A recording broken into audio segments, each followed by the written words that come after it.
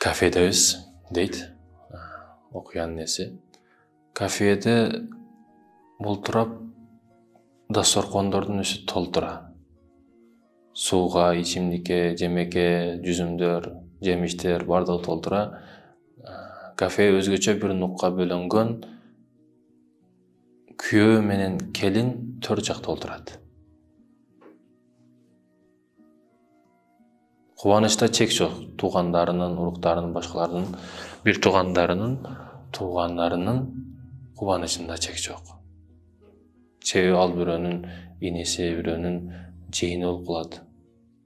Туугандары да. Эки жаш жубай баш кошсо, эки областтын баш кошушу дегендей да, бир тууган болушу дегендей.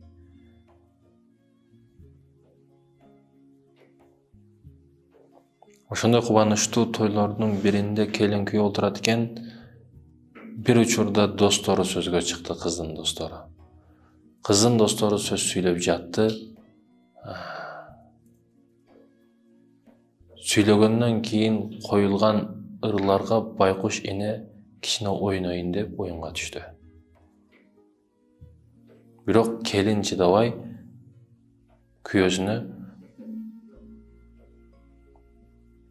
бул апаңызды айтсаңыз, сахнадан чыкса сыртка, менин досторумдун сөзү бүт элек, курбуларымдын, классташ кыздарымдын сөздөрү бүт элек, сыртка чыгып турсун. Уят кылып жатат бекер мени, дейт да. Күйөө бала дагы үн чыкпастан ордунан турду, кабагын бүргөн абалда кафенин ортосуна чыгып барып, туң деген абалда микрофонду өчүрдү. Кайра сүйлөштү баштады. Кафенин ортосунда менин апам кимге керек? Менин апам кимге керек? Айтып жатты. Кайталап жатты. Бардык адамдар таң калып, бардыгы жигитке карап, бул акмак турбайбы? Бул адашкан турбайбы? Апасы канча мээрим төгүп чоңойтtu. Эми кылган жакшылыгы ушулбу, той күнү да ушундай кылабы? Туура эмес кылды деп ар жактан сөздөр болуп жатты. Менин апам кимге керек деди. Бардыгы унчукпай жымжыртыкта туруп калды. Менин апам мага керек деп туруп, 3 талаксың деп кыздын жообун берип, шакегин ыргытып, кафеден эми чыгайын деп чыгыштын аракетин кылды. Кыз жактагы туугандары башкалары чуркап келип, эмнеге андай кылдың, неге мындай кылдың, сен акмаксыңбы, тентексиңби? Бирок токтоп тургула, койгула, токтоп тургула, күйөөнү угайлы деп кайнатасы жетип келди.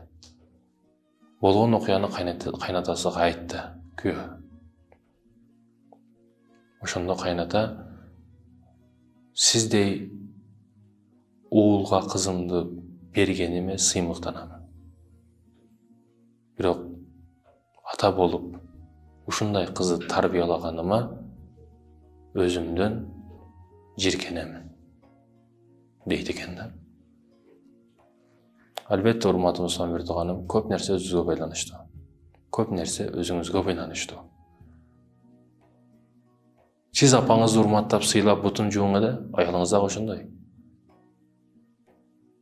Бир жаш келин келгенден кийин күн сайын жигит бутун жуат экен. Себеби апасынын бир шарты болгон экен бойдок жүргөн учурунда. Балам, үйлөнгөнүңдөн кийин мени бутумду 3 күн жуасың дейт экен. Макул деген экен. Үйлөнгөндөн кийин 3 күн жууп тур, 4-үнчү күнү баягы келин келип, 4-үнчү күнү өзү жууп тур. Анан эмне үчүн сен жууп калдың деп күйөөсү сураса, себеби сиз өмүрлүк жолдошумсуз, апаңызды ушунчалык урматтайт экенсиз. Сизди көрүп мен уялдым. Ошондуктан мен жуамын деп өзү жуат экен. Ошол сыяктуу сиз өзүңүз сыйлабасаңыз апаңызды, сиз урматтабасаңыз, сиздин аялыңыз сизди, апаңызды кантип урматтасын, кантип сыйласын? Өзүңүз кошулуп жамандап жатсаңыз, апамдын характери жаман, мындай жаман деп турсаңыз, ал кантип сыйласын, кантип урматтасын? Апаңыз байкуш тирүүлүгүндө кадырын жайга койбойсуз. Өткөндөн кийин статустарыңызга коюп, сүрөттөрүн коюп, телефонуңузду жакшы эле сүрөт чыга турган кылып, дагы бир нерселерди кылып, апаңызды эскерип, эстелик коюп, памятник коюп, дагы бир нерселерди жасатып, апаңыздын өтүп кеткенден кийин көчөгөн аттарын койдуруп, өлгөндөн кийин не кереги бар аны? Өлгөндөн кийин не кереги бар? Ошондуктан ар бир нерсени тирүүлүгүндө, көзү барлыгында кылыш керек. Тирүү кезинде.